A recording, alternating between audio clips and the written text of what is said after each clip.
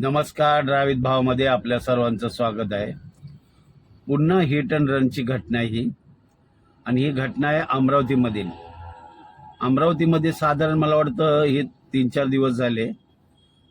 अमरावतीमध्ये माकोडे कुटुंब म्हणून राहतात. त्यांची मुलगी सपना ही पुण्यामध्ये इंजिनियर आहे वाटतं, आणि त्यांची एक दुसरी मुलगी, अशा 2 मुलींना घेऊन हे माकोडे जे गृहस्थ होते ते रात्री 12 वाजता कुठे एसटी आपलं ट्रॅव्हल स्टँड आहे तिथे चालले होते. आणि पाठीमागून एक 24 वर्षीय मुलगा मद्यधुंद अवस्थेत आपल्या ताब्यातली कार चालवत आला 130 किलोमीटरच्या वेगाने. आणि ह्या माकोडे कुटुंब जे बसले होतं, जे ते चालवत होते गाडी, आणि पाठीमागे दोन्ही बहिणी बसल्या होत्या, त्यांच्या गाडीला पाठीमागून अशी धडक दिली, अक्षरशः ते माकोडे जे गृहस्थ होते ते बोलतात त्यांचं म्हणजे डोकं आणि पाय म्हणजे वेगळे झाले, अशी घटना, इतकी दुर्दैवी घटना घडली. आणि जी मुलगी होती सपना, जी पुण्याला कामाला होती, तिचा त्याच्यात दुर्दैवी मृत्यू झाला. आणि एक मुलगी अजून हॉस्पिटलमध्ये, अक्षरशः म्हणजे चिंताजनक तिची परिस्थिती आहे. का घडलं असं? याला जबाबदार कोण? ही अशी बेदरकारपणे गाडी चालवणी, तीही दारू पिऊन.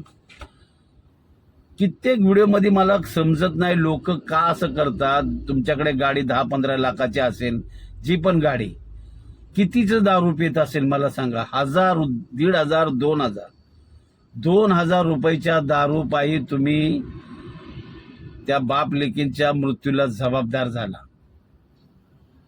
का समजत नाही लोकांना की आपली जर दारू पिण्याची क्षमता ही तेवढीच आहे, तर त्याच्यापेक्षा इतकी जास्त दारू घेणं कितपत योग्य आहे?